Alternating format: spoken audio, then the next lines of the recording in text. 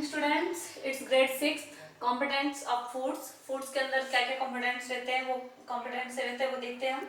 Do all foods contain all these nutrients. पहले भी, इससे पहले डे में भी आपको इसके चैप्टर का पढ़ा ली थी मैं। ये सेकंड डे मतलब पढ़ा रही हूँ चैप्टर सेकंड के। Do all foods contain all these nutrients.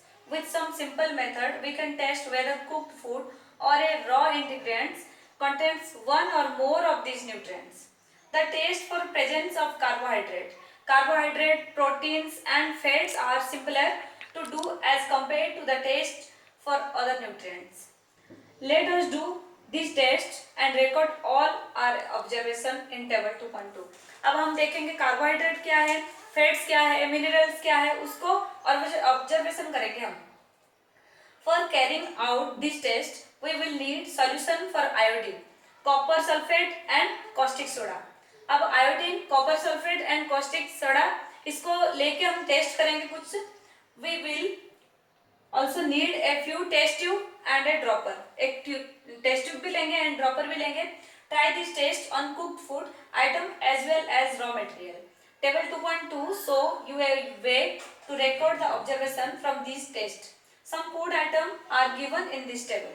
You can conduct the test either. अब हम टेस्ट करेंगे कैसे क्या होता है with these or any other available food item.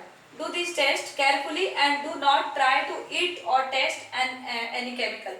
कोई भी केमिकल है आपको टेस्ट करना है, उसको टेस्ट नहीं करना है। टेस्ट मतलब खाना नहीं है कुछ भी। If the required solution are not available in ready-made form, your teacher can prepare them as follows. Let us begin by testing different food items to see if they contain carbohydrates. There are many types of carbohydrates.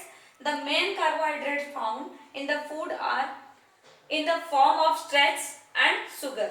We can easily taste in a food item contains starch. अब starch क्या होता है इसमें देखेंगे हम।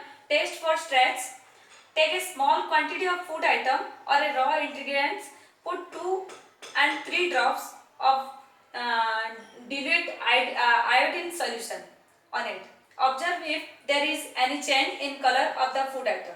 Did it turn blue black? अब किसी में भी हम एक बार सॉल्यूशन डाल के देखेंगे, आयोडीन सॉल्यूशन डाल के देखेंगे। Did it turn blue and black? Blue और ब्लैक हो रहे हैं क्या?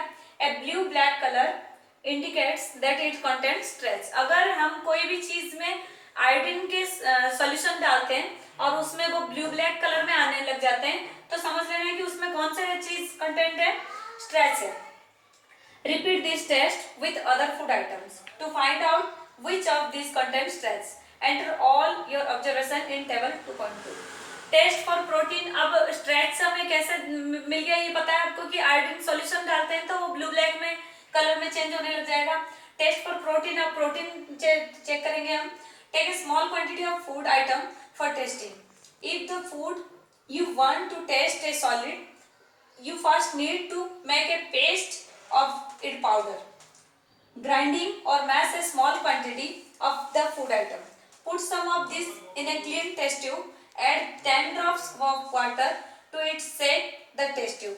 अब कोई भी खाने का जो फूड आइटम होते हैं उसको हम क्या करेंगे, पहले ग्राइंडिंग करके उसमें 10 ड्रॉप वाटर डाल के उसको सेक करेंगे, हम बहुत अच्छी तरह से हिलाएंगे। Now using a dropper, add 2 drops of solution of copper sulfate and 10 drop of solution of caustic soda. अब 10 ड्रॉप में क्या करेंगे, सॉल्यूशन कौन सा लेंगे, कॉपर सल्फेट और caustic soda to the test tube, और उस टेस्ट ट्यूब में 10 बूंद डालेंगे हम। Shake well and let the test tube stand for a few minutes. कुछ देर के लिए रखो उसको। What do you see? Did the contents of the test tube turn violet? Violet colour हो जाएंगे उसमें। A violet colour indicate presence of protein in the food item. अगर वायलेट कलर आ जाते हैं तो उसमें प्रोटीन है, हमें समझ में आना चाहिए।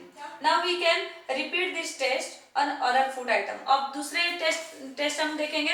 Test for fats. अब आपको पता पड़ गया कि अगर हमें देखना है कार्बोहाइड्रेट्स कैसे हैं तो ब्लू ब्लैक कलर में आ गए, मिनरल्स में आ गए तो वो कौन से, वायलेट कलर में आ गए। अब टेस्ट फॉर फैट्स देखते हैं हम।